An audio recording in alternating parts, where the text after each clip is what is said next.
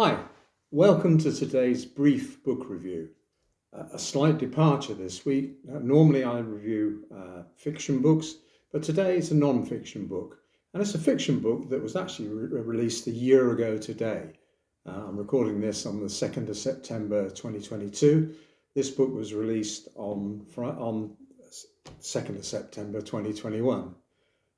Why am I reviewing a one-year-old book, you may ask? Well, the reason is because this fits in with current news here in the UK.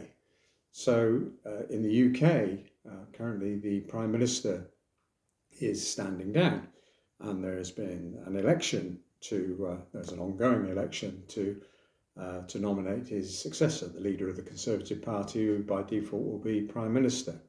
So the topic of who's going to be the next Prime Minister has been on everybody's lips over the last few weeks during the summer. So it was entirely relevant to reread this book that came out a year ago.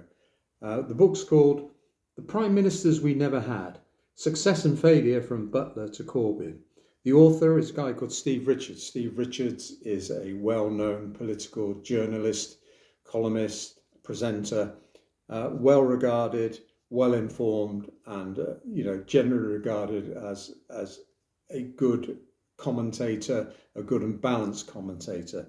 I read the book when it came out a year ago, and it was a very enjoyable read. And as I say, given the current circumstances in the UK, whilst I understand this is a somewhat niche subject, for anybody interested in politics and particularly UK politics, this is a very good read.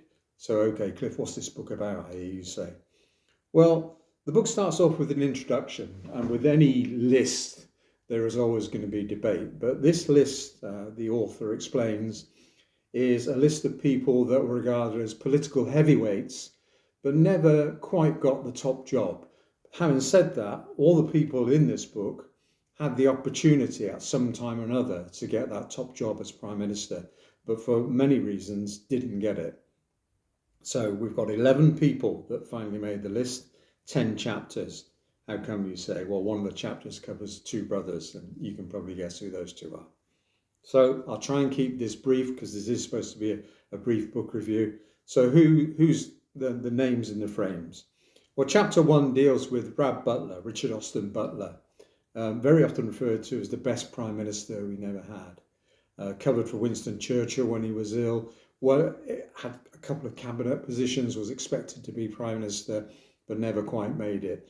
Still regarded in high regard by those in the educational community for the 1944 Education Act, also known as the Butler Act, which passed some of the management of schools to local authorities and made a more secular curriculum because schools previously had been run by the church. So those in the education community still regard that act as a game changer. So indeed, Butler was a reformer, but never quite made it to Prime Minister.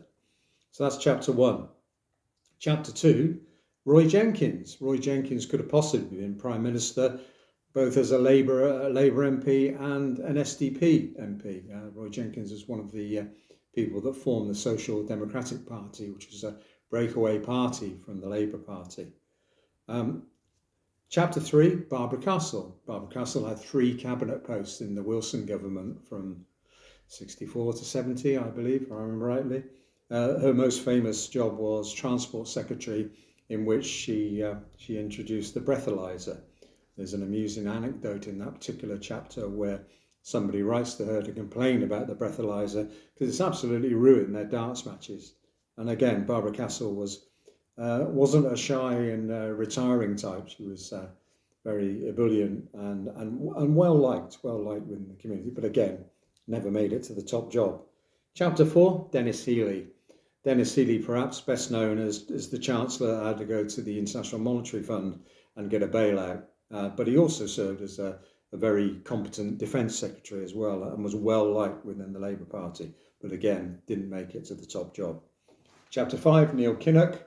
Neil Kinnock, some would say, would transform the Labour Party, help rid it of some very extreme left-wing influences, was expected to win the election in 1992, but again, didn't quite make it. Chapter 6, Michael Heseltine.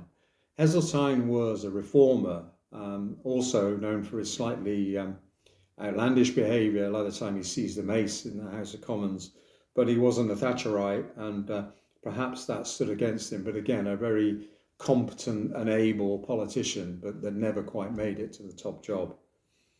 Chapter 7, Michael Portillo, best known nowadays for his railway documentaries, but at one time Defence Secretary, and quite a forthright Defence Secretary at times. At one Conservative conference, you thought we were about to go to war, where he espoused the virtues of our military. But again, never quite made it to the top job. Chapter 8 covers Ken Clarke, everybody's favourite Chancellor, but Ken himself took the Chancellor's job from his friend Norman Lamont. Ken, again, didn't make the top job, and perhaps because he was so pro-European in a party that then and even now is divided over the issue of Europe. Chapter 9 is where we get the 2-for-1 offer, David and Ed Miliband. Well-known Labour politicians, unfortunately one brother a supporter of Gordon Brown, one brother a supporter of Tony Blair, and there the twain do meet, and perhaps that conflict stopped either of them from being Prime Minister. And last but by no means least, Chapter 10 covers Jeremy Corbyn. Jeremy Corbyn, somewhat surprisingly chosen as Labour leader, and you always got the impression with Jeremy that he'd rather actually be back on the back benches and working down his allotment. So, but again, a man of principle, perhaps too much of a man of principle, because the conclusion that Steve Richards comes to is that to be a successful Prime Minister you need to be somewhat flexible, and certainly you can see Blair's attitude to the euro being a prime example. Harold Wilson, even his views on the common market tended to depend on who he was talking to. And they all do it. Those are just two examples. I think probably the conclusion comes to it's not a definite conclusion, because there are all sorts of things that go into the makings of a good leader. But one quote that I did like was that Barbara Castle referred to Margaret Thatcher and said power made her beautiful. This wasn't a support of Margaret Thatcher's policies, certainly not from Barbara Castle, but it was the fact that power suited her. It fitted like a glove. And whilst Margaret Thatcher was a hard-working cabinet minister, didn't really make waves. But once she became Prime Minister, it absolutely fitted her like a glove, and power suited her. So that's the summary. As I said, Richards is a very good author. The chapters are well written. There are some anecdotes that are amusing. There's a good notes column at the back of the book which you can refer to. There's a good index which covers various people, because obviously this is a non-fiction book. I really enjoyed it, and I really enjoyed reading it again. So again, it's a very niche topic, but if you're interested in UK politics, I definitely recommend it. It's worth a read. I'd give it 8 out of 10. Tune in next week for another brief book review. That's it for today. Thanks for watching. 10:10 till we do it again. Thank you.